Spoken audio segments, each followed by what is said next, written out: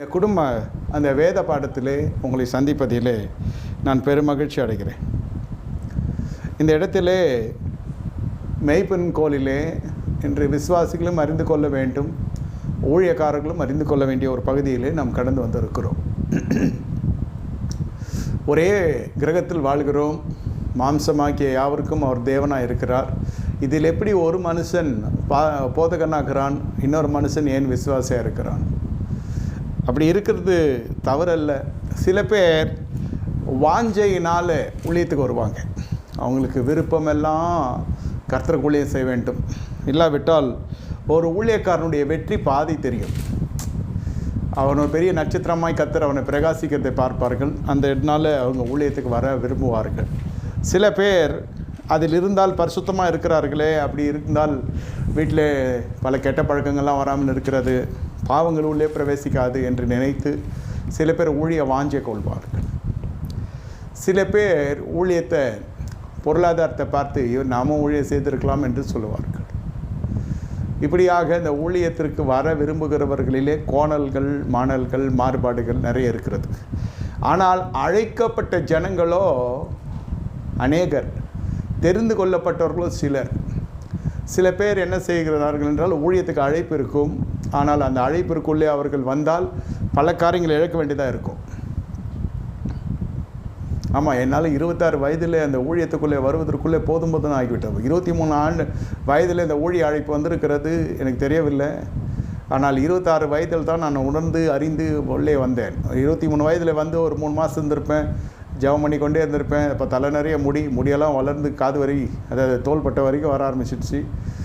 இது ஊழியமும் இல்லை, ஒன்றும் இல்லை நமக்குன்னு சொல்லி ஓடி போயாச்சு, வேலைக்கு போயாச்சு. அப்புறம் தான் நான் அந்த அளவுக்கு ஆவிக்குரிய அறிவில் பின்தங்கியிருந்தேன். அதன் பிறகு 26 வயதில் லாபத்தையும் புரிந்து கொண்டு நல்ல தெளிந்த புத்தியோடு கர்த்தருக்கு ஊழியக்காரனாய் உள்ளே வந்தேன். ஏன் சொல்கிறேன் என்றால், ஏதை நான் உங்களுக்கு சொல்லுகிறேன் என்றால், தேவன் அழைத்தார் ஒரு மனுஷன், அவன் பூமியின் கடைந்திரங்கள் இருந்தாலும் கர்த்தர் விட மாட்டார். எப்படியாவது கர்த்தர் கொண்டு வந்து விடுவார். இன்றைக்கு உங்கள் வேலையில் ஊழிய அழைப்பு பெற்று ஊடகத்தின் வழியை கேட்டுக்கொண்டிருக்கேன் அன்பு விசுவாசிகளே, நீங்கள் எந்த நிலையில் நீங்கள் தள்ளப்பட்டிருந்தாலும் கர்த்தர் உங்களை மறுபடியும் பிரகாசிக்க செய்ய வல்லவராக இருக்கிறார். அழைத்த தேவன் முள்ளவர். பழைய ஏற்பட்ட காலத்தில் தான் சவுலை தள்ளி தாவீது ராஜாவாய் அதாவது ஊழியத்தை கர்த்தர் தாவீதின் மூலம் நிறைவேற்றினார். ஆனால் இந்த புதிய ஏற்பாட்டு காலத்திலே, பழைய ஏற்பாட்டு காலத்திலே கூட நீங்கள் பார்த்தீங்கன்னாக்கா, யோனாவை குறித்து கர்த்தர் வைச்ச வைராக்கியம், அழைப்பு, தெரிந்து கொள்ளுதல், இதை கர்த்தர் எப்படி அந்த மனுஷன் எடுத்து அந்த ஊழியத்தை நிறைவேற்றுகின்றான். அவன் செய்ய வேண்டிய ஊழியம் அவன் தான் செய்ய வேண்டும். அப்படிப்பட்ட ஒரு பலத்த அபிஷேகத்துக்கு பாத்திரமாக அந்த மனுஷன் நடந்து கொண்டான். கொஞ்சம் கொஞ்சம் மனசு கருத்து வேறுபாடுகள் கர்த்தருக்கும் யோனாவுக்கும் இருந்தது, உங்களுக்கு தெரியும். அதெல்லாம் எனக்கு கேட்டுக்கொண்டிருக்க தேவனுடைய ஜனமே, இந்த புதிய ஏற்பாட்டு காலத்தில் ஆண்டவருடைய ஆவியானவர் சொல்லுகிற காரியம், 3 முறை பரிதளித்த பேதுருவாக இருந்தாலும் சரி, நீங்கள் சந்தேகம் கொண்டு தோமையாராய் போல் இருந்தாலும் சரி, இல்லை மற்ற சீஷர்களெல்லாம் காணாமல் மறைந்து ஓடி ஒளிந்து கொண்டவர்களாக இருந்தாலும் சரி, கதவை பூட்டி கொண்டு உள்ளே இருந்தாலும் சரி, தேவன் தரிசனமாகிற தேவன் நம்மை எந்த இடத்துல அழைத்தவர் எந்த இடத்துல நிலைத்து நிற்க வேண்டுமோ அந்த இடத்துல கர்த்தர் கொண்டு வந்து நிறுத்தி விடுவார். நம்ம தப்பிக்க முடியாது. ஏனென்றால் இந்த ஊழிய காரிய குறித்து நான் உங்களிடத்தில் கொஞ்சம் மனந்திருந்தும் பேச விரும்புகிறேன். எனக்கு இந்த காரியம், எனக்கு இதெல்லாம் என்ன சொல்கிறது, இதெல்லாம் எனக்கு விரும்பி நான் வரவில்லை. இதில் போனால் இப்படியெல்லாம் நடக்கும் என்று என்ன தெரியும்னா, வருமானம் இருக்காது, வறுமை நிறைந்த சூழ்நிலை இருக்கும் என்று தான் நான் நினைத்தேன். அதே போல் சில வனாந்தரமான சூழ்நிலைகள் வந்தது உண்டு, வருகிறது உண்டு, வந்து கொண்டும் இருக்கிறது. ஆனால் வளர்ச்சி அன்ன ஆகாரத்திலேருந்து ஆரம்பிக்கப்பட்ட அந்த ஒரு யுத்த காலம், வறுமையை ஜெயிச்சு, பசியை ஜெயிச்சு, நித்திரை ஜெயிச்சு, இல்லாமையை ஜெயிச்சு, வனாந்தரத்தை ஜெயிச்சு, வயல்வெளியை ஜெயிச்சு, அரண்மனையை ஜெயிச்சு, அதன் பிறகு தான் சிங்காசனையும் ஜெயிக்க வேண்டும். எதுவும் நம்ம இருதயத்தை பற்றி கொள்ளக்கூடாதுன்னு சொல்ல வரேன். எல்லாவற்றிலும் நீங்கள் ஒரு போராட்டம், எல்லாவற்றிலும் ஒரு யுத்தம் செய்து நீங்கள் ஜெயம் எடுத்தால்தான் அதில் நீங்கள் நீடித்து நிற்க முடியும். துரிதமாய் வருகிற ஆசீர்வாதம் நிலைத்திருக்கார். எதற்கு நான் இதை சொல்லுகிறேன் என்றால், ஒரே கிரகத்தில் வாழ்கிற மனுஷர்கள் 2 பேர். அதில் ஒருத்தர் ஊழியக்காரர், இன்னொருத்தர் விசுவாசி.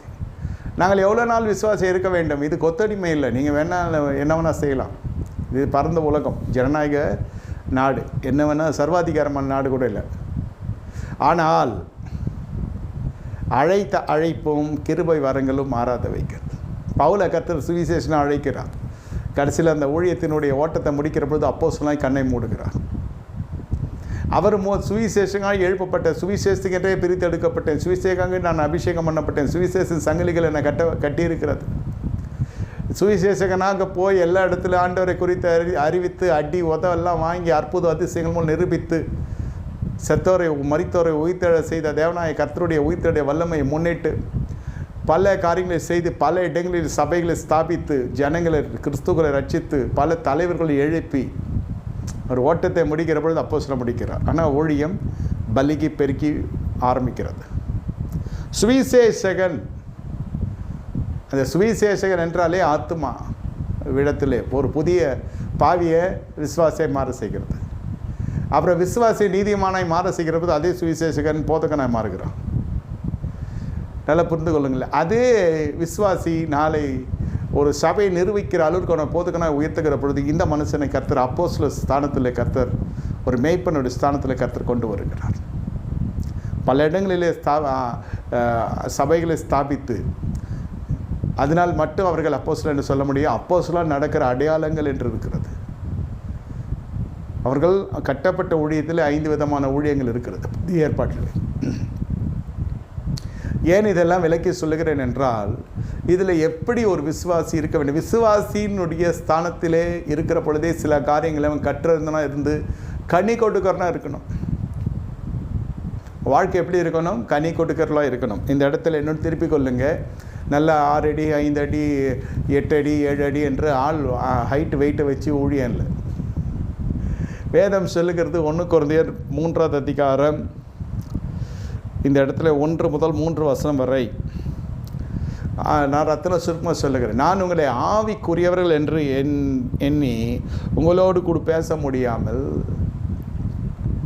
பேசக்கூடாமல் மாம்சத்துக்குரியவர்கள் என்றும் கிறிஸ்துவுக்குள் குழந்தைகள் என்று பேச வேண்டியதாயிற்று. உங்களை நான் ஆவிக்குரியவர்கள் என்றெல்லாம் எண்ண முடியாது. நீங்கள் பெந்தகோஸ்தே சபைக்கு வரதுனால ஆவிக்குரியவர்கள் என்றெல்லாம் எடுத்துக்கொண்டால் அது உண்மைக்கு மாறான கருத்து என்று வேதம் சொல்லுகிறது. நீங்கள் ஆவிக்குரிய சபைக்கு போகலாமே தவிர நம்ம ஆவிக்குரியராக ஆகிறது என்பது நம்ம சில பிரயாசம் எடுக்க வேண்டும்னு சொல்ல வரேன். ISO 9001 ஸ்டாண்டர்ட் ஆர்கனைசேஷன் இப்போ கல்லூரியினுடைய தகுதி பெருசாக இருக்கும், டீம்டு யூனிவர்சிட்டியாக கூட இருக்கும். அதனால் படிக்கிற மாணவன் மிகப்பெரிய ஞானி என்று சொல்ல முடியாது. அந்த பல்கலைக்கழகம் பெரிய பட்டம் பெற்ற பெரிய ஒரு பிரம்மாண்டமான சர்வதேச அளவில் அங்கீகரிக்கப்பட்ட அங்கீகாரம் கொண்ட பல்கலைக்கழகமாக இருக்கலாம். நம்ம பையன் அதுக்கேற்ற பிரயாசத்தை செலுத்தி அந்த குறிப்பிட்ட பாடத்தில் அவன் தன் கூர்மையான ஞானத்தை செலுத்தி நேரத்தை ஒதுக்கி படித்து வருகிற பொழுது, அவன் தேர்ச்சி பெறுகிற பொழுது அவன் தொழில் ஞானமும் வேணும், அவனுக்கு உலக ஞானமும் வேணும், கல்வி ஞானமும் வேண்டும். அப்போ தான் அவன் ஞானியாய் மாறுகிறான். அதுபோல் ஆவிக்குரிய சபைக்கு போகிறவன்லாம் ஆவிக்குரியவன் அல்ல என்று வேதம் சொல்கிறது. நீங்கள் பலனில்லாதவரானபடினால நீங்கள் ஆவிக்குரியவர்கள் என்றும் இல்லை, நீங்கள் பலவீனர்களாக இருக்கிறீங்க, நீங்கள் மாம்சத்துக்குரியலாக இருக்கீங்க, கிறிஸ்துக்குரியவர்கள் அல்ல. கிறிஸ்துக்குள்ளே நீங்கள் எப்படி இருக்கிறீங்க? குழந்தைகளாக இருக்கிறீர்கள் என்று வேதம் சொல்லுகிறது. நீங்கள் பலனில்லாதவரானபடியினால் உங்களுக்கு போஜனம் கொடாமல் பாலை குடிக்க கொடுத்தே. இன்னமும் நீங்கள் மாம்சத்துக்குரியவர்களாக இருக்கிறபடினால் இப்பொழுது உங்களுக்கு பலன் இல்லை. என்ன மாம்சத்துக்குரிய ஆவிக்குரியவர்கள்? எல்லாவற்றையும் விட்டு வந்திருக்கலாம். இனம், ஜனம், வீடு, வாசல், சொந்தம், சொத்து பத்து எல்லாத்தையும் விட்டுட்டு ஆண்டவரை ஏற்றுக்கொண்டு நீங்கள் வந்திருக்கலாம். கர்த்தர் உயர்த்த வல்லவராக இருக்கிறார். இது விசுவாசம். இது எத்தனை வருஷம் ஆகலாம் தெரியாது. ஆனால் வேதம் சொல்லுகிறது பாருங்கள், உங்களுடைய வாழ்க்கையில் ஏன் இப்படியாய் வேதம் அறிய ஒரு the Lord's word is giving a division. It's dividing that you are babes in Christ and you are matured in Christ. பலன் எதில் இருக்கணும்? சரீர பலர்ச்சி இல்லை. எத்தனை வருஷம் ஆலயத்துக்கு போகிறோம் என்பதில் அல்ல, எவ்வளவாய் தசமாக கொடுக்கிறோம் என்பதல்ல, எவ்வளவாய் ஊழியக்காரத்தில் நெருங்கி இருக்கிறோம் என்பதல்ல. அது நெருங்கி இருக்க இருக்க இருக்க அவன் உண்மையிலே அது கனி கொடுக்கணும்.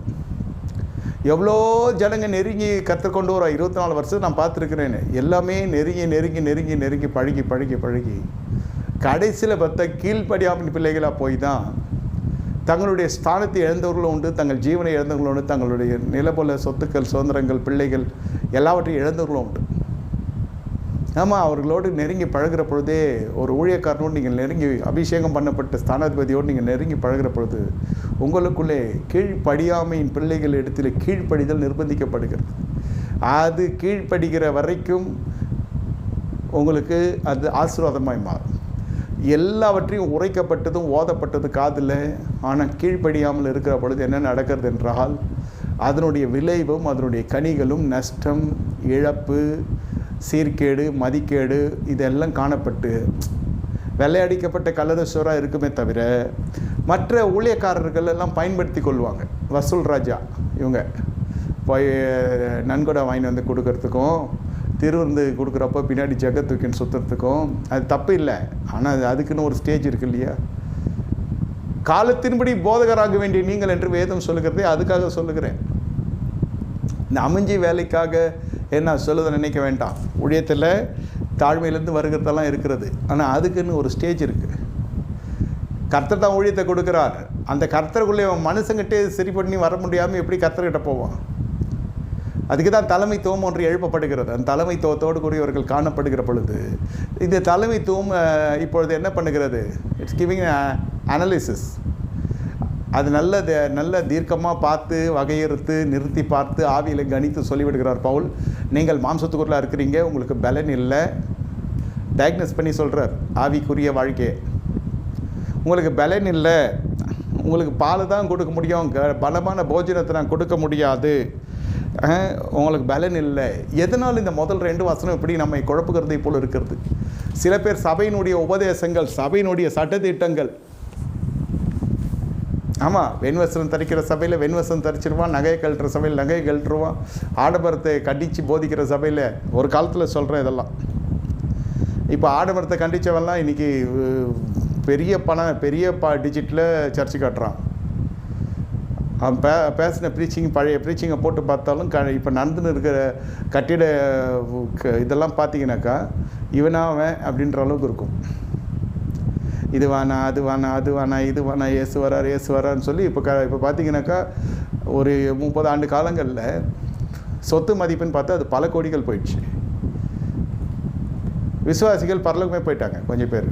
சொல்கிறேன், நிதானமாகவோ ஒரே சீராக இருக்கிற உபதேசம் கர்த்தராகிய இயேசு கிறிஸ்துவினுடைய உபதேசம் மட்டும்தான். இது எல்லாம் இந்த வசனம் 3வது வசனம் நம்மை தெளிந்த காரியத்தில் நடத்தும். அது என்ன சொல்லப்படுகிறது? போராமையும் வாக்குவாதமும் பேதங்களும் உங்களுக்குள் இருக்கிறபடினால் நீங்கள் மாம்சத்துக்குள்ளாக இருந்து மனுஷ மார்க்கமாய் நடக்கிறீர்கள். இந்த 3வது வசனம் ஊழியத்திலே பெரிய ஒரு ஆசீர்வாதமான வசனம். பொறாமை இருக்கிறது, வாக்குவாதம் இருக்கிறது, பேதகங்கள் இருக்கிறது. இதனால்தான் இந்த 3 கிருமிகளையும் அழிக்காமல் இது தடுப்பூசி மாதிரி போலியோ சொட்டு மருந்தெல்லாம் போடுறாங்களே, பிசிஜி எல்லாம், அதெல்லாம் எதுக்கு? குழந்தை ஊனமாக இல்லாமல் நடக்கணும். ஊனமுற்ற குழந்தையாக போகக்கூடாது, போலியோ அட்டாக் ஆகக்கூடாது, வாழ்க்கை முழுதும் ஊனமாகிடும். என்ன உங்களுக்கு பெரிய பிரச்சனை ஆகிடும். அதுக்கு தான் அந்த தடுப்பூசியெல்லாம் போட்டு ஆகணும். கர்த்தர் பார்த்துக்குவார். அவ்வளோ சொன்னால் I am sorry, I don't know, I have no healthy opinion about it. மாம்சமாக இருக்கிறப்ப மாம்சத்துக்கு என்ன செய்யணுமோ அதை செய்யணும் என்பது என்னுடைய கருத்து. அதுக்கு மிஞ்சினதெல்லாம் அது எப்படியோ அது அவங்களாச்சு, கர்த்தராச்சு. ஆனால் நம்ம சபை விசுவாசிகளுக்கு நான் சொல்வது என்னன்னாக்கா, when you are following the medical treatment, please follow the medical. Whatever has to be done through medical, you have to undergo through that medical systems. எது ஆவிக்குரிய ரீதியில் பார்க்க முடியுமோ அது ஆவிக்குரிய ரீதியில் பார்க்கலாம், எது மருத்துவ ரீதியில் பார்க்க முடியாது அது மருத்துவ ரீதியில் பார்த்துக்கணும். இது அதையும் குழப்பிக்கூடாது. இந்த இடத்துல இந்த குணாதிசயங்கள் வாக்குவாதம், பொறாமை, பேதகங்கள், டிவிஷன்ஸ், வாக்குவாதம், டிபேட், கூட கூட கூட கூட பேசுறது. அந்த கூட கூட கூட பேசுகிறப்ப என்ன ஆகுன்னா, ஒரு ஆர்டிக்கல் நான் ஒரு வெளிநாட்டு மாதிரியில் படித்தேன். நம்ம பேசி முடிக்கிறதுக்குள்ளே, நம்ம ஒரு வார்த்தை சொல்லி பேசி முடிக்கிறதுக்குள்ள நம்ம எதிராளியை பேச விடாமல் பேசிக்கொண்டே இருப்பான் சிலர். அது தீர்க்கதரிசனம் வரைக்கும் போனாலும் சரி, அவனுடைய வாழ்க்கைக்குரிய தத்துவங்கள், அதாவது வாழ்க்கையினுடைய செய்தி ஒன்று, எல்லா வேலையும் விட்டுட்டு ஒரு தீர்க்கதரிசனம் உரைக்கிறதுக்குன்னே ஒரு மனுஷன்கிட்ட டைம் ஃபிக்ஸ் பண்ணி போய் நம்ம சொல்கிறப்போ அவன் நம்மளை பைபாஸ் பண்ணி பேசுகிறான்றப்போ தீர்க்க தரிசனன்றது இல்லை, சாதாரணமாக பேசுகிற பொழுது குறுக்க பேசுகிறான்னா அவனோட ஆயுசு நாட்களை அவனே குறைத்து கொள்கிறான்னு அந்த ஆர்டிக்கல் சொல்லிச்சு. அது படித்து பார்த்தோன்னே அவனுடைய சில வினாடிகள் அவனுடைய வாழ்க்கையில் குறையாகிறது. பார்த்த அந்த இருதயம் வந்து தாங்காது. பேச விட்றா, நான் பேசுகிறேன், அப்புறம் நீ பேச உனக்கு டைம் கொடுக்குறேன், கடன்னு பேசணும். அவன் நியாயத்தை பேசுவான், அவன் செஞ்சதை சொல்லும். ஐயோ இது எப்போ மூடுவான்னு இருக்கும் வாயை. யார் தீர்க்க தரிசனம் உரைக்க போனது, நானா இல்லை நான் கேட்க போனேன்னா உரைக்க போனான்ற மாதிரி ஆக்கி விட்ரு. வாக்குவாதம், அடுத்தது பொறாமை, பேதகங்கள். இது 3 தான் நல்லா போயின்னு இருக்க சபை உடச்சி போய் தனியாக ஆரம்பிக்கிறான் இல்லையா, இங்கேருந்து 10 பேரை கூட்டின்னு போய் அதெல்லாம் இங்கே தான் ஆரம்பிக்குது. அதுக்கு 2 வசனம் வச்சு உடைப்பான். இல்லை இவர் போகிற போக்கு சரியில்லை, இது சரியில்லை, அது சரியில்லை, எதுதோ பண்ணி என்னென்னமோ ஆகிடும். என்னை கேட்டுக்கொண்டிருக்க தேவனுடைய ஜனமே, இந்த இடத்துல கர்த்தர் உங்களோடு கூட இருக்கிறார். இந்த 3 கிருமிகளும் வாழ்க்கையில் குடும்பம் உடைக்கிறதும் சரி, ஒரு புது ஃபேமிலிக்குள்ளே போகிறீங்க, ஆணாக இருக்கட்டும் பெண்ணாக இருக்கட்டும், வாழ வருகிற பெண்ணாக இருந்தாலும் சரி, வாழ்க்கை துவங்குகிற ஆணாக இருந்தாலும் சரி, ஒரு பெண்ணோடு ஒரு புது ஃபேமிலி. அது பொண்ணு உங்களுக்கு தெரிஞ்சவளாக கூட இருக்கும், 10 வருஷமாக பழகியிருப்பீங்க. ஆனாலும் ஒரு உறவின் முறையாய் வருகிற பொழுது அவருடைய கலாச்சாரம், அவருடைய பின்னணி, அவருடைய பொருளாதாரம், அவர்களுடைய சிந்திக்கிற திறன், அவர்களுடைய வாழ்வாதாரம், செலவு பண்ணுகிற விதங்கள் எல்லாம் வித்தியாசமாக இருக்கும். இதை போனோன்னு வந்து ஸ்டடி பண்ணுறது தான் புருஷன் மனைவி. இது எந்த ரேஞ்சில் போகுது இந்த குடும்பம் பார்க்கணும். ஃபஸ்ட்டு எப்படி செலவு நம்ம போய் ப்ரீச்செல்லாம் பண்ணக்கூடாது, இப்போ கணிச்சிக்கணும். இது என்ன அழகாக குடும்பம் நடத்துகிறாங்க. இல்லை, நான் உண்மையாக சொல்கிறேன். என் பொருளாதார நிர்வாகம் எப்படி இருக்குது, என் வருமானம் எப்படி இருக்குது, வருமானத்துக்குள்ளே செலவு பண்ணுறானா, இல்லை மீறி போகிறானா, மிஞ்சி போகிறானா, இல்லை பகட்டாக செலவு பண்ணுறானா, கடனை உடனே வாங்கி. சில பேருக்கு மாதம் கொஞ்சம் கடன் வாங்கினா தான் பிடிக்கும், சில பேருக்கு கொஞ்சம் சேர்த்து வச்சா தான் பிடிக்கும். தலையை வடிச்சிடும். சேவிங்ஸ் இல்லைன்னா அவனுக்கு அவ்வளோதான். அதை இன்னொருத்தன் கிண்டல் பண்ணி சொல்லுவான், எடுத்துகிட்டு போய் பேங்க்கில் வை அப்படின்மோ. சரி, கஷ்ட காலத்துக்கு அது உதவும். நம்ம சில பேர் கஷ்டத்தில் இருந்தே பழகிட்டோம். ஒரு லோன் முடிகிற ஸ்டேஜில் அப்படியே பார்த்துட்டே இருப்பான், டக்குன்னு டாப்அப் பண்ணிவிடுவான். நீங்கள் பார்த்துருப்பீங்கல்ல. இதுக்கும் வாக்குவாதத்துக்கும் என்னன்னு சொன்னால், இதை சொன்னால் வாக்குவாதம் பண்ணுவான், இதை சொன்னால் அவன் வாக்குவாதம் பண்ணுவான். நீங்கள் வேணால் ட்ரை பண்ணி பாருங்கள், பண்ணாதீங்க. கூடுமான வரைக்கும் இதை பார்த்தாலும் தெரிஞ்சுக்கணும். நம்ம இப்போ நீங்கள் சொல்கிறீங்க, ஐயோ இப்படிலாம் செலவு பண்ணாதீங்க, கொஞ்சம் பார்த்து பண்ணுங்கள். ஆனால் ஆமாம், அது மருமகளாக இருந்தாலும் சரி, மருமகனாக இருந்தாலும் சரி, அந்த இடத்துல கொஞ்சம் விரிசல் வந்துடும். அதுதான் சொல்கிறேன், ஒரு ஃபேமிலி போய் பார்க்குறப்போ ஸ்டடி பண்ணும். அதனால் அந்த பொண்ணோ பையனோ மகனோ வானான்னு சொல்கிறது தப்பு. நம்ம ஆரம்பிக்கிற வாழ்க்கையில் அவன் செய்ய வேண்டும் என்று நீங்கள் நினைக்கிறவைகளை இங்கே செய்து காட்டுங்க, முடிஞ்சிடுச்சு. அதே மாதிரி அந்த போஜன பிரியத்தையும் அந்த குடியனும் போஜன பிரியம் தரித்திரம் அடைவான். இந்த ஜனங்கள் இடத்துல நம்மளுக்கு ஏற்ற மாதிரி தான் நம்ம சமைக்க முடியுமே தவிர அவன் வரான்றதுக்காக கடை வந்து வைக்க முடியாது. அவன் எங்கே போனாலும் தின்றதுக்குனே போவான்னு வச்சுக்கோங்க. நம்ம வீட்டில் என்ன இருக்கோ அதை தான் கொடுக்க முடியும். இது என் பாலிசி இல்லை, வேதம் சொல்கிறத சொல்கிறேன். இந்த இடத்துலலாம் வாக்குவாதம் வரும். நான் பார்த்துருக்கேன் நிறைய மனைவிமார்கள். எழுத்தின்படியே சொல்கிறேன், சபை இதை தெரிந்து கொள்ள வேண்டும். சபைக்கு மட்டும் இல்லை, இந்த வாக்குவாதம் குடும்பத்துக்கும் பெரிய பிரச்சனை ஆகிடும். அழகாக அந்த மாதிரி 20 ரூபாய்க்கு ஒரு கட்டு கீரை வாங்கும். நான் பார்த்துருக்குறேன். ஒரு சாதாரண ரொம்ப எளிமையான ஒரு மீன் சொல்கிறேன், ஃபிஷ், சமுதிரத்து மீனோ, அது வந்து நாட்டு மீனோ, அது ஏரி மீனோ, என்னமோ ஒரு சமுதிரத்து மீனே மத்தி மீன் வச்சுக்கோங்களேன், போது 50 ரூபாய்க்கு வாங்கும். 50 ரூபாய், அதாவது 100 ரூபாய் வச்சுக்கோங்க. இது ஒரு 120 ரூபா கீரை. இது எல்லாமே சேர்த்து நம்ம எல்லாம் எரிபொருளோடு சேர்த்து சொல்கிறேன். ஒரு நாளைக்கு பால் பாக்கெட்டோடு சொல்கிறேன், ரசம் எல்லாம் சேர்த்து ஒரு 200 ரூபாய்க்கு வச்சுருவோம். இது வந்து ஒரு வேலைக்கு, அது இப்போ கொஞ்சம் ஒரு வேலைக்கு தான் அந்த கீரை சேர்த்து மறு வேலையும் ஃப்ரிட்ஜில் வச்சிடும். இந்த மீனை குழம்பு வச்சிரும், மீனை வறுத்துரும், ரசம் வைக்கும், சோறு, பால் பாக்கெட்டு வாங்குறப்போ தயிர் எல்லாம் பண்ணி வித்து ஊறுக்காவோடு ஜடப்படலாம் சாப்பாடு இருக்கும். இந்த பெருந்தண்டிக்காரன், இந்த போஜன பெரிய குடும்பம் வந்து ஒத்துக்காது. என்ன மீன் இது எங்கள் ஜாதியிலே யாரும் சாப்பிட மாட்டானோ, என் வம்சத்தில் இது சாப்பிட மாட்டானோ, இந்த ஏழைகள் சாப்பிடுவாங்கனோ, இருக்கிறது வாடகை வீடாக இருக்கும். ஏழைகள் சாப்பிடுவாங்கன்னு சொல்லுவாங்க. வெக்கமே இல்லை சொல்லுவாங்க. இன்னும் ப்ரிசைஸாக சொல்லணும்னா கருவாட்டு குழம்பு வச்சு கூட சாப்பிடலாம். அதை please to do understand the current situation. நம்மக்கிட்ட இவ்வளோ தான் பட்ஜெட்டு. ஏன்யா 200 100 இது முடிக்கலாம் மேட்டரு. 100 மீன் போகிறது 50 கருவாடு வாங்கிக்கோ. சரி, அது இப்போ வழக்கத்தில் இருக்குதோ இல்லையோ, உங்களுக்கு வாழணுன்னா எப்படியும் வாழலாம். இது சிலதெல்லாம் இந்த இடத்துல எல்லாம் வாக்குவாதம், அது பீஸாகிடும் குடும்ப சமாதானம். இந்த பதார்த்தங்கள் பட்ஜெட் பண்ணி வாழ்கிறது பிடிக்காது. ஏன் மெய்ப்பனுக்கும் குடும்பத்துக்கு என்ன, இது குடும்பத்துலேருந்தே ஆரம்பிக்கும். இந்த வாக்குவாதம் பண்ணுறதுன்றது குடும்பத்துலேருந்தே ஆரம்பிக்கும், சமையலேருந்து ஆரம்பிக்கும். எளிமையாக ஒரு சாப்பாடு அந்த அம்மா செஞ்சு கொடுத்துச்சுன்னா மனைவியான சகோதரிக்கு, இதுங்க பெருந்திண்டி குடும்பங்கள்லாம் இருக்கும், போஜன பிரியம். ஐயே இது என்ன இது ரொம்ப கஞ்சித்தனம் வந்து நல்லா தாராளமாக எண்ணெய் ஊற்று, தாராளமாக இதை பண்ணு, தாராளமாக இருந்தால் எடுத்து செய்ய மாட்டாங்களா? யாராளமாக இருந்தால் தாராளமாக செய்யலாம். இங்கே பற்றாக்குறையில் இருக்குது பக்கத்து. ஐயோ இது கடன் இப்படி தான் உள்ளே வரும், இப்படித்தான் கடன் உள்ளே வரும், இப்படித்தான் வரும். 10 டீ குடிப்பான் போட்டு டீன்னு 2 டீ குடி. டீ குடிக்காமல் தலை வெடிச்சிடணும். சரி, வெட்டிக்கு தான் ஒரு நாள் பார்ப்போம். இதெல்லாம் மன அபிப்பிராயங்கள். இது இருந்தால்தான் வாழ்வேன்னா இருந்தால் தான் வாழ முடியும். ஏன் கொரோனா வந்தப்போ எல்லாம் மூடிக்கிட்டு இருந்தோம்ல, உயிர் இருந்தால் போதுன்ற மாதிரி இருந்துச்சு இல்லை? அந்த மாதிரி தான் இந்த இடத்துல வாக்குவாதம் வரும். பொருளாதாரம் என்று வருகிற பொழுது பெரிய சொத்து பத்துக்கள், அதுதான் வாக்குவாதம், கோர்ட்டு கேஸு, சொத்து தகராறு, பெரிய பணம் புழக்கம். அது இல்லை, சின்ன விஷயத்திலே சொல்கிறோம். இன்றைக்கு 100 ரூபாய்க்கு நம்ம குடும்பம் நடத்தணும்.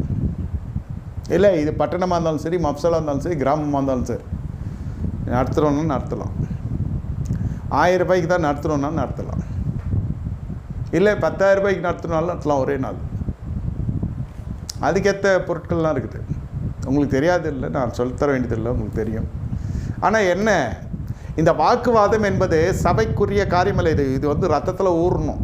என்னது? வாக்குவாதம் செய்யக்கூடாதுன்னு.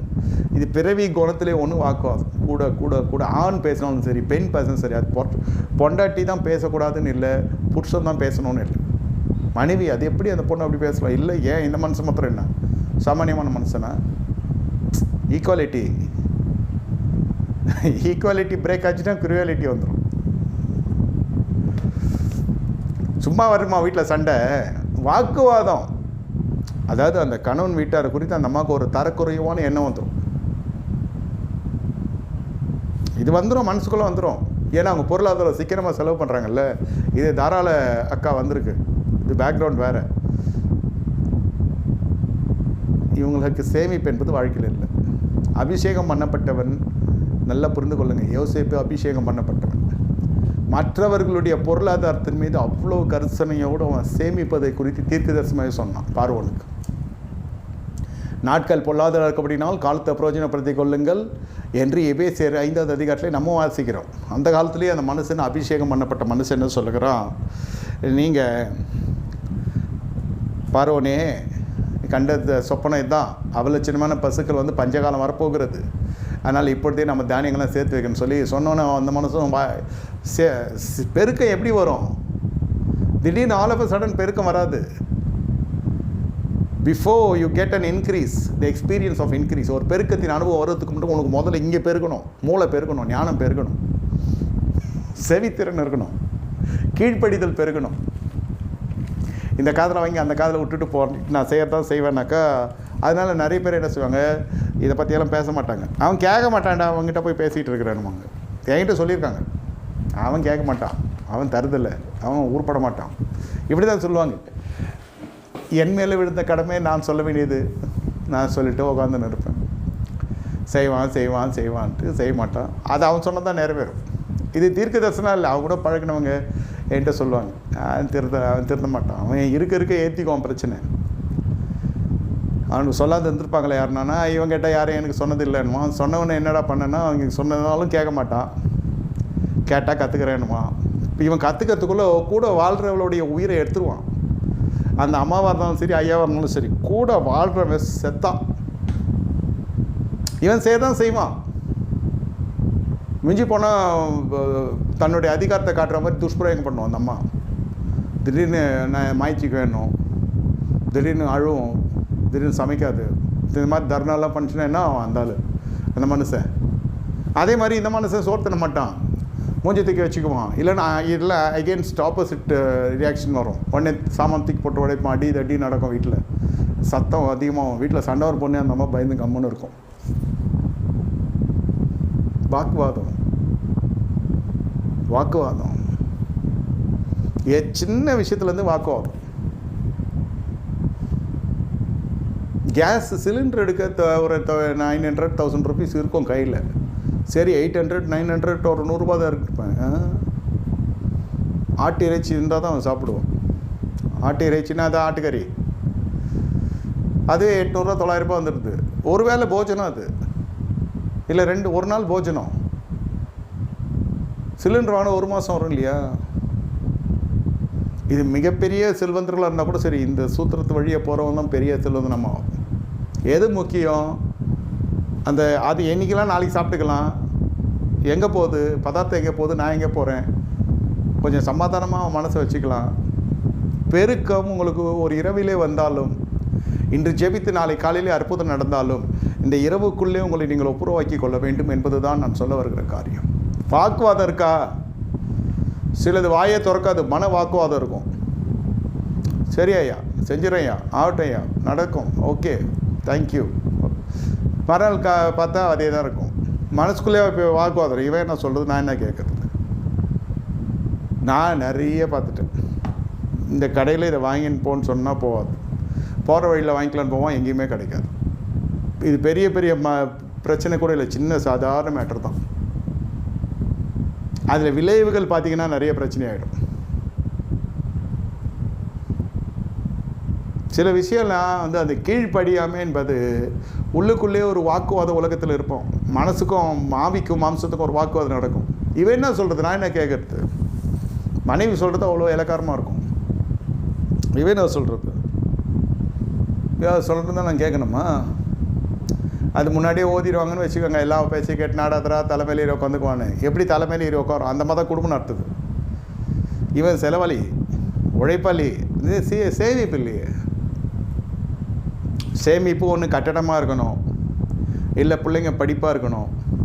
சும்மா சாப்பிட்டு மளிகைக்கடையிலையும் கடன் ஓடின்னு இருக்குது. வீடு வாசல் உருவாக்க போகிறதும் கிடையாது. பிள்ளைங்களுக்கு ஒரு ஸ்திரமான படிப்பு, நல்ல ஒரு கிராண்டான படிப்பு கொடுக்குறாங்களாலும் அதுவும் கிடையாது. இது சாப்பிட்றது வாழ்நாளே சாப்பிட்றது தான். நம்ம உயிர் வாழ சாப்பிடுக்கிறோமா, சாப்பிட்றதுக்காகவே உயிர் வாழ்கிறோமான்ற மாதிரி ஆகிடும். வாக்குவாதம்.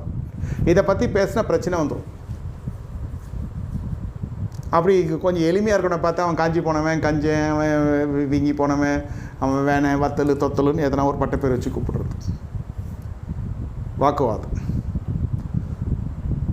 இதுவும் இருக்கணும், சேமிப்பும் இருக்கணும்னா உங்களுடைய எக்ஸ்பென்ஸ் உங்களோட இன்கம் நிறைய இருக்கணும்.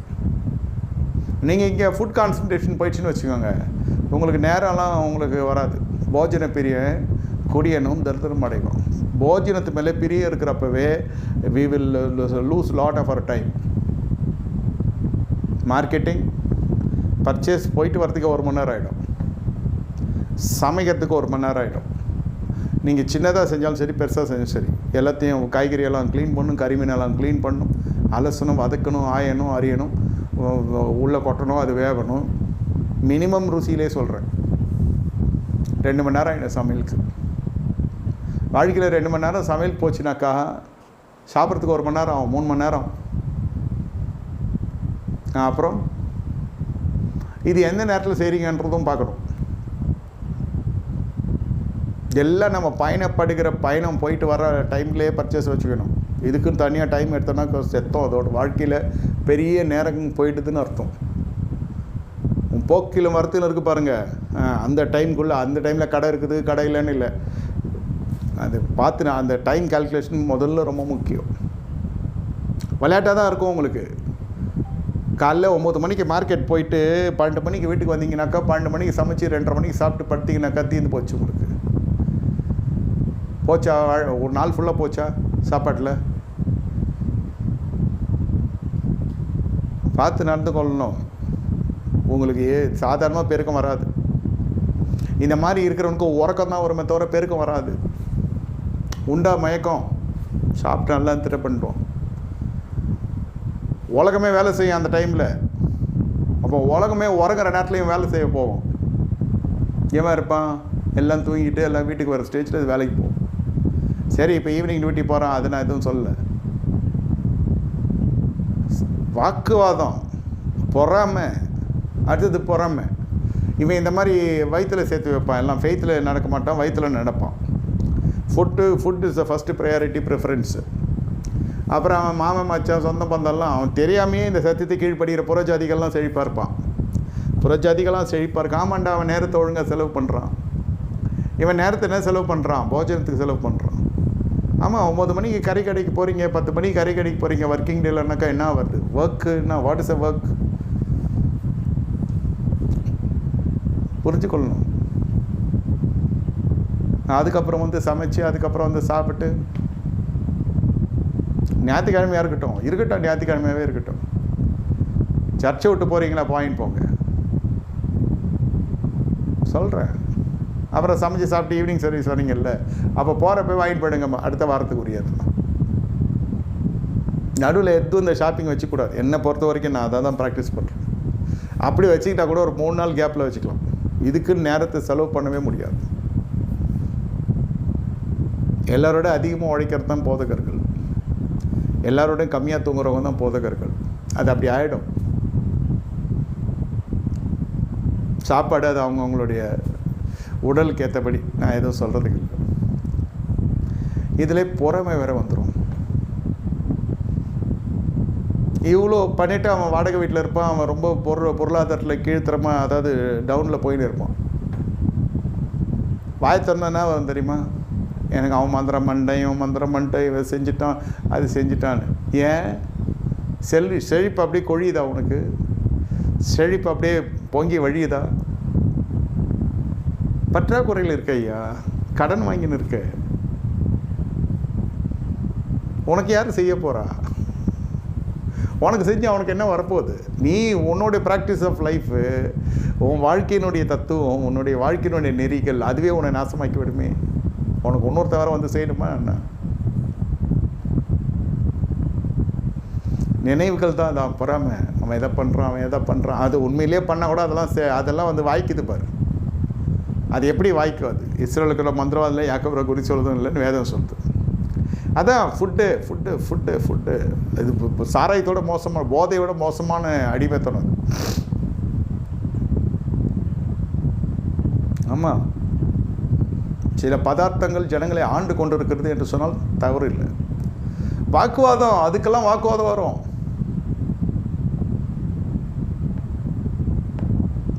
ஆபிரகாமுடைய வீட்டில் கண்ணுக்குட்டி அடிக்கிறாங்க, கரிமீனா, அதாவது அசைவம் இல்லாத ஆபிரகாம் வீடு இல்லை.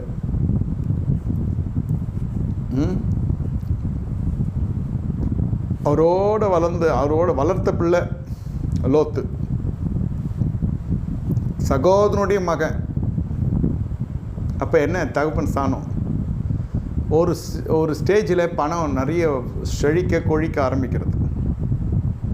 ஏற்கனவே அது ஓரளவுக்கு பரவாயில்லையான குடும்பம் தான், ஒன்றும் வறுமையான குடும்பம் இல்லை. வேலைக்காரர்களும் அவங்க கூட வராருனாக்கா பார்த்துக்கோங்க. அடிமைகளை வச்சுருந்தாங்க அந்த காலத்தில். இந்த சாராள் அம்மையார் போய் அடிமையாக சிறைப்பிடித்து போய் திரும்பி வருகிற பொழுது மிகப்பெரிய பொருளாதாரத்தோடு வருகிறார்கள். மாம்சம், அவர் மாம்சப்படி எதுவும் பண்ணாபடினால ஆண்டவர் அவர் ஆசீர்வதிக்கிறார். மிகப்பெரிய செழிப்போடு வருகிறாங்க.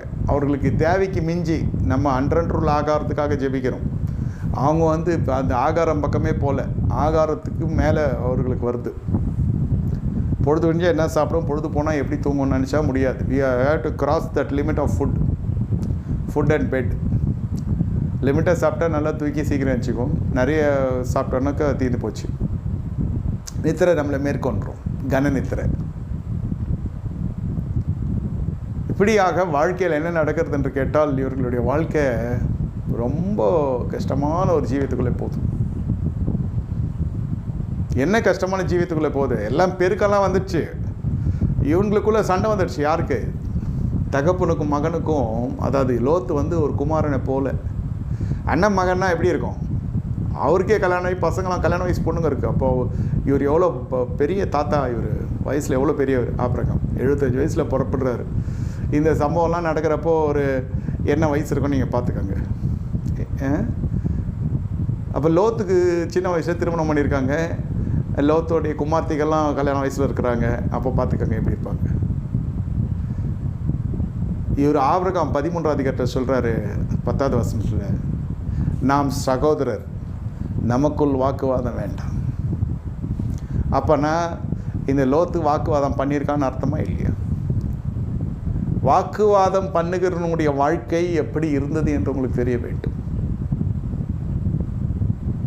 நீ போகணுன்னு முடிவு பண்ணிட்டையா, நான் நிறுத்த முடியாது. நீ கிழக்க போ, நான் மேற்க போகிறேன். நீ வடக்க போ, நான் தெற்க போகிறேன். நமக்குள்ளே வாக்குவாதம் வேண்டி வேணும். இது கோர்ட்டு ஆர்கியூமெண்ட் வேணும். அதுக்கு முன்னாடி இந்த கோர்ட் வரைக்கும் ஒரு விஷயம் போகக்கூடாது. சில விஷயம் நீங்கள் சட்டத்தின் ரீதியில் நீங்கள் சட்டத்தை கடைப்பிடி நல்லது வரவேற்கிற இல்லைன்னு சொல்லு. சும்மா சாதாரண விஷயத்துக்கெலாம் வடிக்கலாம் அடிச்சு விட்ருவான். தோத்தும் போயிடுவான், ஜெயிக்க மாட்டான். எவ்வளோ அசிங்கமாக இருக்கும். இப்போ ஒரு விஷயம் நீங்கள் வழக்கறிஞர் விட்டு போடுறீங்க, ஜெயிக்கணும் இல்லையா? உங்கள் பக்கம் நியாயம் இருக்குது, உங்கள் பக்கம் நீதி இருக்குதுன்னு எவனோ ஏற்றி விட்றான். துரிதமாக வழக்காட போகாது. நீதிமொழிகளை வாசிக்கிறோம். துரிதமாக வழக்காட போடாது. சில சமயம் அதோட வெக்கத்துக்கு ஒப்பு கொடுத்துரும். நம்ம மேலே வர வழக்கு இருந்துச்சுன்னா நம்ம ஆடி தான் ஆகணும். நம்ம போய் யார் மேலே டக்கு டக்குன்னுலாம் எதை பண்ணுறலாம் செய்யக்கூடாது. வரட்டும், எல்லாம் பண்ணிட்டு வரட்டும், அப்புறம் பார்த்துக்கலாம். இது நம்ம பாலிசி மட்டும் இல்லை, வேதம் தான் சொல்லுது. வாக்குவாதம். இவர் என்ன சொல்கிறாரு? இவ்வளோ பெருந்தன்மை எதிர்பார்க்கல லோத்து. ஒன்றும் எடுத்து வந்தது கிடையாது லோத்து. அவராக பார்த்து பகிர்ந்து கொடுக்குறாரு.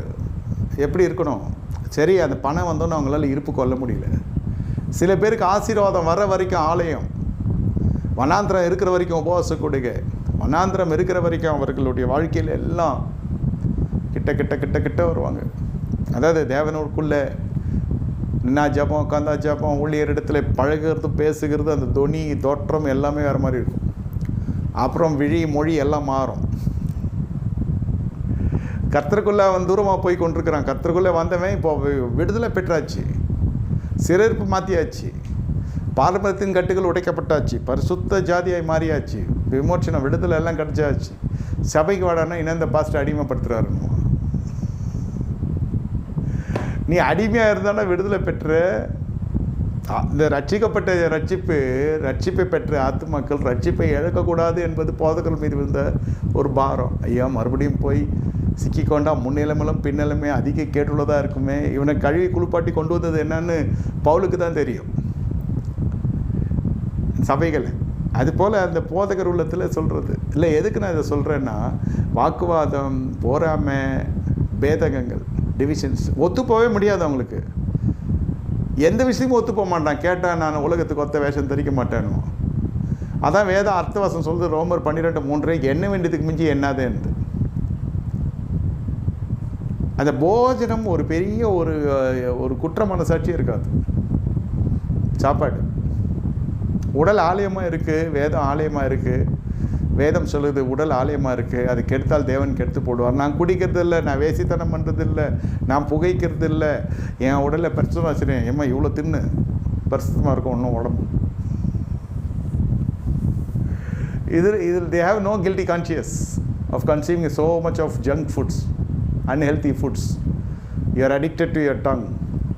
The palate has to be, the tongue, the palate, it has to be redeemed. அந்த நாருசி இதெல்லாம் விடுதலை பெறணும்னு சொல்ல வரேன் நான். பலன் இல்லாத ஒருபடினால நீங்கள் பலனே இல்லை. இதில் தான் நல்லா, அதாவது நான் சொல்கிற மாதிரி இவர்கள்லாம் 20 வருஷம் 30 வருஷம் எனக்கு அனுபவம்ன்றான். டக்குன்னு ஒரு அனுபவம் கிடையாது. என்ன அனுபவம்? பலன் இல்லை. சரீரத்தில் பலன் வச்சுனாலும் சரி, சரீரம் பலவீனமானாலும் சரி, ஆவிக்குரிய பலன் இருக்கணும்னா முதல்ல வாக்குவாதம் இருக்கக்கூடாது. இது குடும்பத்தில் வந்துச்சு வாக்குவாதம். ஈசாக்குடைய வாழ்க்கையில் பாருங்கள், ஈசாக்கு வாக்குவாதம் பண்ணவே இல்லை. அவன் துறவெல்லாம் தகர்த்து போடுகிறார்கள். அவன் வளர்ச்சியை கண்டதும் ஜனங்க வாக்குவாதம் பண்ண ஆரம்பிப்பாங்க. இன்றைக்கி நாளைக்கு காலையில் முதல் மாதம் பிறக்கிறது, அதாவது மன்னிக்கும் ஆகஸ்ட் மாதம். 7 மாதம் கர்த்தர் கிருபை செய்தார். வர்ற மாதம் நாளைக்கு பாருங்கள், நாளையிலேருந்து உங்கள் வாழ்க்கையில் பேசாதவெல்லாம் வாக்குவாதம் பண்ண வருவோம். ஏன்னா உங்கள் வளர்ச்சி இந்த இரவிலே ஆரம்பிக்கிறது. அல்லேலூயா. அநேகர் நான் சொல்ல பரிசுத்தம் அடைந்து கொண்டிருக்கிறீர்கள். உங்களிடத்தில் ஒரு நாளைக்கு நீங்கள் எவ்வளோ செலவு பண்ணுகிறீர்கள். சிலர் வீட்டிலலாம் நீங்கள் பார்த்தீங்கன்னாக்கா அந்த எப்படி செலவு பண்ணுகிறீர்கள் என்று பார்க்குற பொழுது ஒரு அம்மா சொன்னாங்க, எவ்வளோ கம்மியாக செலவு பண்ணணுன்றது எனக்கும் அந்த சில குடும்பங்களுக்கும் நெருங்கி பழகிற குடும்பங்கள் பிரச்சனையில் இருக்கவங்க இன்றைக்கி எவ்வளோ செலவு பண்ணீங்க. அதில் ஒரு குடும்பம் ஃபஸ்ட்டு வந்துச்சு. இது சின்ன ஒரு கேதரிங். ஒருத்தருடைய இந்த போட்டி ஒன்றும் ஒருத்தருக்கெலாம் தெரியாது. நான் ஒரு 10 குடும்பம் மேய்த்து கொண்டிருக்கிற காலத்தில் நான் சொன்னேன், இன்றைக்கி என்ன செஞ்சீங்க சமையல் என்கிட்ட சொல்லுவாங்க. அப்போ அந்த அம்மா சொன்னாங்க, நான் ஒரு கால்குலேஷன் பண்ணி அந்த கருவாடி மீன் என்ன அந்த அம்மா என்ன பண்ணிட்டாங்க, அழகாக தோட்டத்தில் இருக்கிற கருவேப்பிலை பொறிச்சு கருவேப்பிலை தொக்கோ குழம்பு ஏதோ ஒன்று வச்சுட்டாங்க. வீட்டிலே ஒரு கோழி முட்டை போட்டுச்சு. அந்த முட்டை உடச்சி அழகாக அந்த கருவேப்பிலை குழம்புல ஊற்றி ஒரு கொஞ்சம் மசாலாலாம் போட்டு அது பயங்கர ஸ்மெல்லு. சாதத்தில் போட்டு பிடிச்சி சாப்பிட்டோம். நானும் சாப்பிட்டேன், நல்லா தான் இருந்துச்சு. பாருங்கள், உங்களுக்கு வாழ்க்கையில் எவ்வளோ அதை என்ன சொல்கிறது, சிக்கனமாக செலவை சுருக்கி கொள்ள முடியும். சொல்லிக் கொள்ள பொழுது பெருக்கம் தானே வரும். பெருக்கம் வரணும்னு நம்ம இஷ்டத்துக்கு பண வரையாக செலவு ஏராளமாக இருந்து தாராளமாக செலவு பண்ணலாம். தாராளமும் இல்லை, ஏராளமாக செலவு பண்ணி கொண்டு வந்தாக்கா வாழ்க்கை டவுன் ஆகிடும். அது மருத்துவ குணம் கொண்டதும் கூட. பட் எல்லாத்துக்கு மேலே பொருளாதார ஆரோக்கியம் கொடுக்குது அந்த சாப்பாடு. உங்களுக்கு 3 வேளையும் சாப்பிடுங்க, வானான்னு சொல்ல. ஆனால் பார்த்து செலவு பண்ணுங்க. இது பலன் இல்லை ஐயா. பலன் எல்லாம் சரீரத்தில் ஏற்றிக்கிறதுனால ஒரு பாஸ்டர் ஆகிட முடியாது. பலன் ஆத்மாவில் இருக்கணும். முதல்ல வாக்குவாதம் என்னது பாஸ்டர் செய்யக்கூடாது. வாக்குவாதம் ஈசாக்கு இடத்துல பாருங்கள், பெரியவங்ககிட்ட எப்படி பேசுகிறான் அந்த லோத்து. சரி போன்னு சொல்லியாச்சு. போனோன்னு அவ்வளோதான், அவருக்கு ரொம்ப பிடிச்சிடுச்சு. ஒரு இடம் பார்க்குறார், நீர்வளம் நிர்வளம் பொருந்த இடத்த பார்த்தார். மகா பரிசுத்தவானை விட்டு போன பாவிகளுடைய ஒரு சமூகம் காத்து கொண்டிருக்கிறது உங்களை வரவேற்க. இந்த தனி மனிதன் அந்த ஆபிரகாம், அவன் நிழலின் கீழ் இருக்கிற பொழுது அப்படி நம்ம ஆவிக்குரிய ரீதியிலும் பூமிக்குரிய ரீதியிலும் அந்த மனுஷனுடைய கண்காணிப்பு இருக்கும். பூமிக்குரிய ரீதியில் சும்மா ஃபோன் அடிச்சு நல்லா இருக்கேன்னு கேட்க மாட்டாங்க. இதெல்லாம் செய்யாதன்னு சொன்னாலே அது பூமிக்குரிய கண்டிதம் இருக்கிற பொழுதே பூமிக்குரிய கண்காணிப்பு இருக்குன்னு அர்த்தம். நான் அதெல்லாம் அப்படியே எதிர்மறையாக செஞ்சுட்டு வந்து நிற்கிதான், நீ அந்த கண்காணிப்பை ரேடார் விட்டு வெளில போகிறீங்கன்னு அர்த்தம். அதுக்கப்புறம் உங்களை ட்ரேஸ் பண்ணுறது கஷ்டம். அந்த செய்கை இருக்குது பார்த்தீங்களா, அந்த செய்கை உங்களை கொண்டு போய் எங்கேயோ நிற்க வச்சிரும். இது கடைசியில் அந்த போயிட்டு ஆள் தான் இது காலி. ஒன்ஸ் டிபார்ட்டட் திரும்பியெல்லாம் வர முடியாது. கர்த்தருக்குள்ளேயும் வர முடியாது, இந்த ஐக்கியத்துக்குள்ளேயும் வர முடியாது. இந்த ஐக்கியம் சொல்ல, தேவன் கொடுக்குற ஐக்கியம் சொல்கிறேன். அதுக்குள்ளே வர்றதான் அந்த பேதகங்கள் சொல்கிறேன். அது எப்படி சொல்லுவானாக்கும், மோசையை பார்த்து சொல்கிறாங்க, வேலை வெட்டி இல்லாமல் மோசை வந்து எல்லோரையும் வழி நடத்துகிறாரு. அந்த திரளான ஜனங்க கீழ்ப்படுகிறாங்க. அப்போ கொஞ்சம் ஜனங்களுக்குள்ளே பொறாமை வந்துடுது. மோசே மிஞ்சி போகிறீர்கள், மோசே ஆரோன் மிஞ்சி போகிறீர்கள். அதெல்லாம் எங்களுக்கும் தெரியும். நாங்களும் அபிஷேகம் பெற்றவங்க, எங்களுக்கும் கர்த்தரோட பாவம் மன்னிப்பு நிச்சயம் இருக்குது. நான் ஜெபித்தாலும் கர்த்தர் கேட்கிறார். விசுவாசம் நானும் ஜெயிச்சிருக்கிறேன். நான் இதே சாதித்தேன், அதை சாதித்தேன், எனக்கும் எல்லாம் தெரியும். வேதம் சொல்லுகிறது, எந்த சீசனும் குருவை காட்டிலும் மிஞ்சினவன் அல்ல. மோசையை பார்க்குறாரு, என்ன தாண்டா பண்ணோம் உங்களுக்கு? இல்லை, நீங்கள் மிஞ்சி போகிறீர்கள். 250 பிரபலங்களோடு கூட கேராக கூட்டத்தார வந்து விடுகிறாங்க. என்னையா பண்ணுறது? சாதாரணமாக வந்தால் மதிக்க மாட்டான், மீடியாவோடு வரான் இருன்று வரான் இல்லையா? அந்த மாதிரி 250 பிரபலங்களோடு வராங்க. பொறாமை சபைகளுக்குள்ளே நடக்கிறது. வளர்ந்த சபைகளுக்குள்ளே நடக்கும், வளர்ந்து கொண்டிருக்கிற சபைகளுக்குள்ளே நடக்கும், குடும்பத்துக்குள்ளே நடக்கும். நீங்கள் எங்கே போனாலும் நடக்கும். உங்களோட வாழ்க்கையில், இந்த ஈசாக்கினுடைய வாழ்க்கையில் ஆசீர்வாதம் வருகிறது. அந்த ஆசீர்வாதத்தை கண்டு அவங்களால தாங்கிக் கொள்ள முடியவில்லை. காரணம் என்ன? அவன் பெருக்கம். தேவன் அவனை பெருக செய்கிறார். தேவன் அந்த இடத்துல இருக்கிறான். அதை பார்த்து கர்த்தர் அவனை கனப்படுத்துகிறார். விதைக்கிற இடத்துல அவனை ஆசீர்வதிக்கிறார். அந்த தேசம் விதைக்கிறார், அவனை ஆசீர்வதிக்கிறார். 100 மடங்கு ஆசீர்வாதம் பெறுகிறான். அவனை வர விருத்தி அடைந்து பெரியவனாகிறான், ஐஸ்வரனாக்கி பெரியவனாகிறான். அவனை பார்த்து சொல்கிறான், நீ எங்களை காட்டில் வளர்ந்து வந்தாய், நீ போ, இனி வேணாம், நீ வேணாம் போ. ஏன்பா எங்களை காட்டில் வளர்ந்துட்ட, என்ன செய்யுமா பாவம்? சரி, உங்களை வேணாம் என்று ஒருத்தர் வெறுக்கிறார்கள் என்றால் நம்ம நினைத்து கொள்கிறோம், நம்ம தாழ்ந்து இருக்கிறோம், நம்ம இப்படி இல்லையா? உனக்குள்ளே இருக்கிற ஒரு பெருக்கம் இருக்கிறது, அது உன் கண்ணுக்கு தெரியவில்லை, அவன் கண்ணுக்கு தெரிந்திருக்கிறது. சிலதெல்லாம் நம்ம பெருக்கலைன்னு இல்லை, சிலதெல்லாம் விலகி ஓடணும். பரியாசக்காரனை துரத்தி விடணும், நீதிமொழிகள் 24 அதிகாரம் சொல்லுது. சில ஐக்கியங்களெல்லாம் நம்ம துரத்தி விடணும். அது உறவு முறையாக கூட இருக்கும். அம்மா சாமி உனக்கு ஒரு கும்பிடு, நீ வராதுன்னு சொல்லிவிடும்.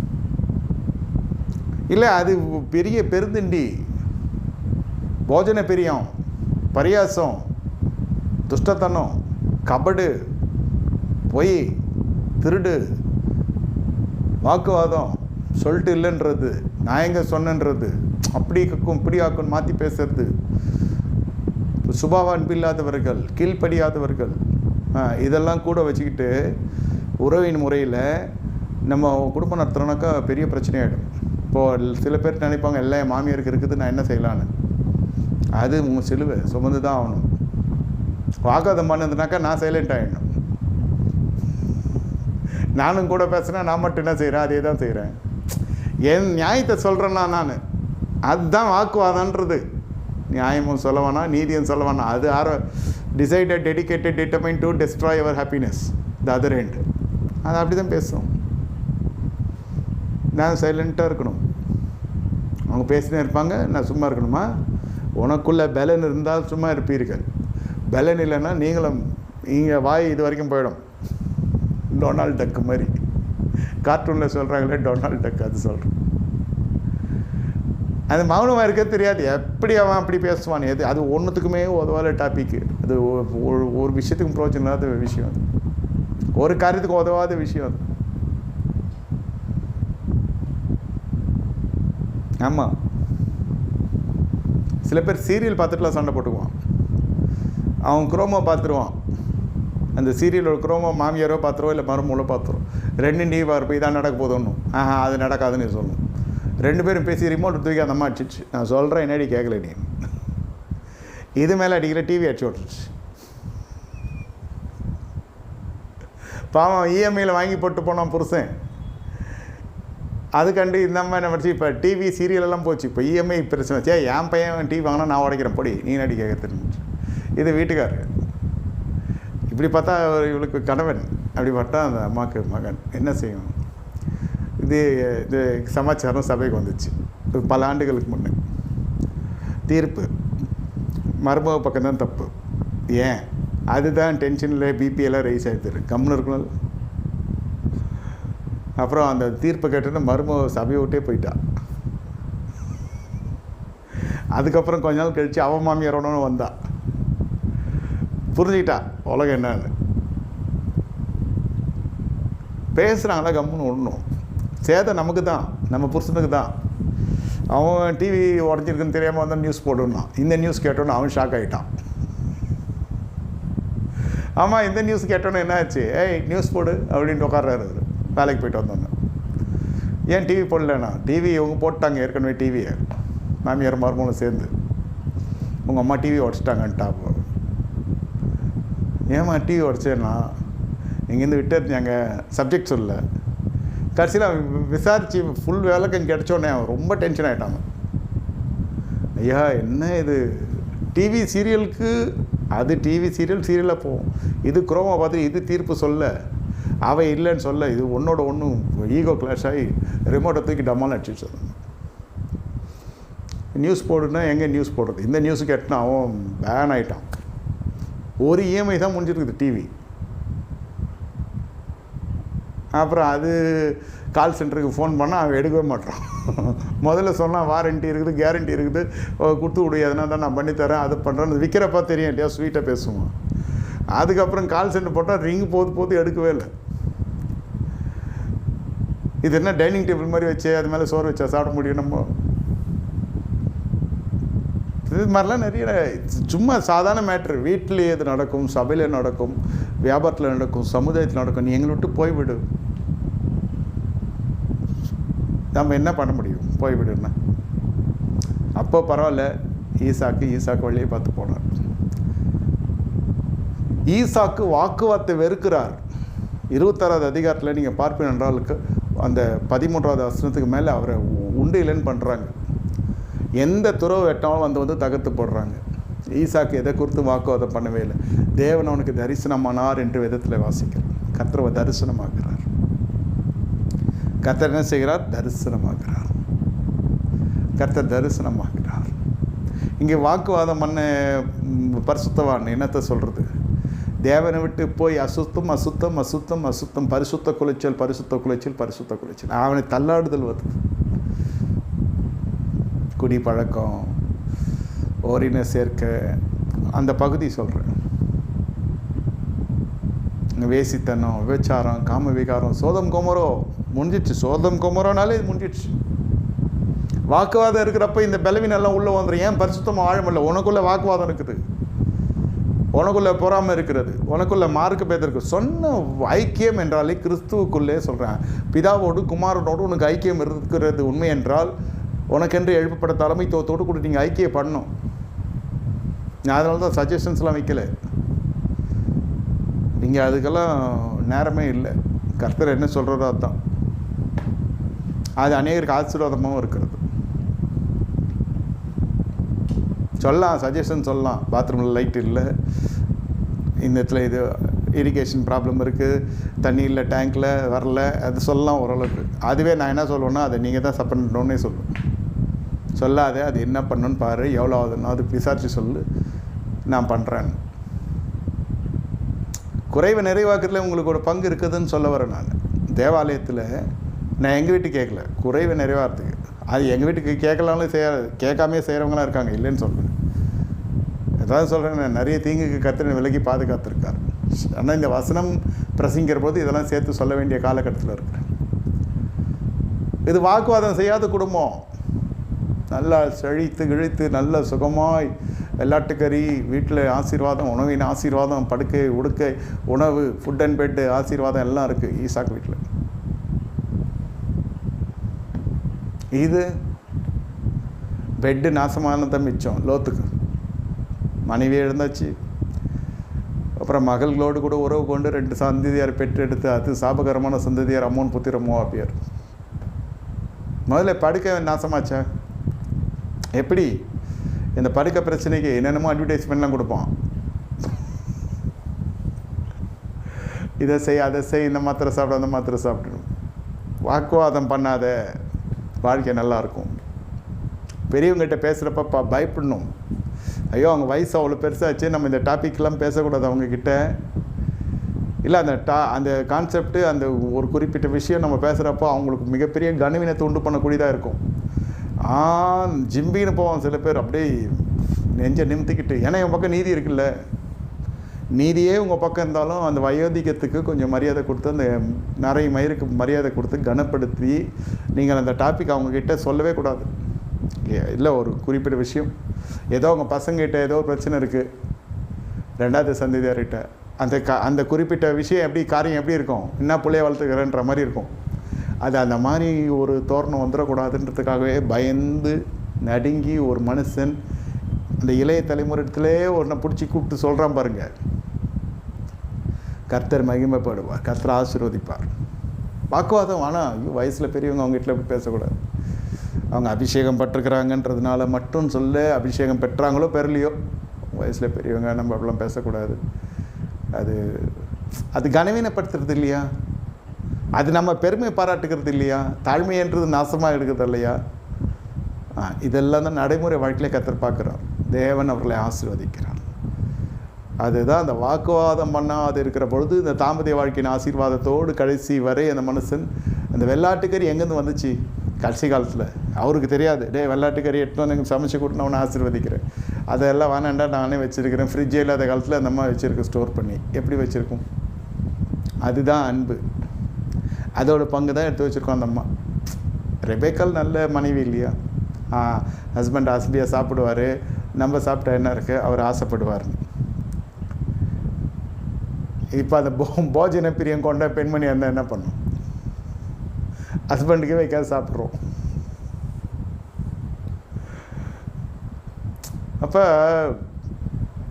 இது மாதிரிலாம் இருக்கு இல்லையா? அவன் புருஷன் நீ ஃபாஸ்டிங்லாம் நினச்சி நான் இன்னும் அவன் எந்த காலத்தில் ஃபாஸ்டிங் இருந்திருக்கான், இது ஃபீஸ்டிங் இருக்கலாம், அது ஆனால் அவர் ஒட்டி ஃபாஸ்டிங் இருக்கணும். இப்படி தான் ஆரம்பிக்கும் அடுத்த சண்டை. எல்லாம் வாங்கி வந்து போடுறேன், எனக்கு ஒன்றும் வைக்கல வீட்டில், எல்லாம் நீங்களே தின்றீங்க. வாக்குவாதம் எப்படி ஆரம்பிக்குது? இது மாதிரி தான். எங்கேயோ நான் வாக்குவாதம் பண்ணால் என்னிடத்தில் நிறைய பேர் வாக்குவாதம் பண்ணால் காத்துக்கொண்டுரும். நான் ஒரு இடத்துல வாக்குவாதம் பண்ணுறது நிறுத்தினா 10 இடத்துல எனக்கு கர்த்தர் யுத்தம் செய்து வாக்குவாதம் அந்த என் பேச்சுக்கே யாரும் வரமாட்டோம்.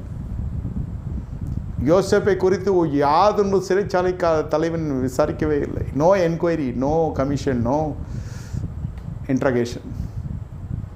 உங்களை யாரும் கேள்வி கேட்கக்கூடாதுன்னா நீங்கள் இந்த மாதிரி விஷயத்துலலாம் வெளில வரணும்.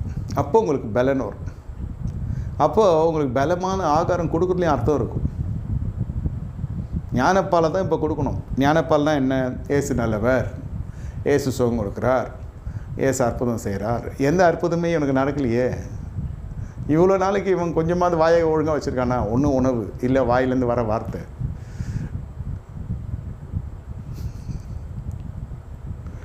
மார்க்கபேதம், பொறாமை, வாக்குவாதம் 3த்தையும் என்னைக்கு நீங்கள் ஜெயிச்சு வரீங்களோ அப்பொழுது உங்கள் வாழ்க்கையில் பலன் வரும்.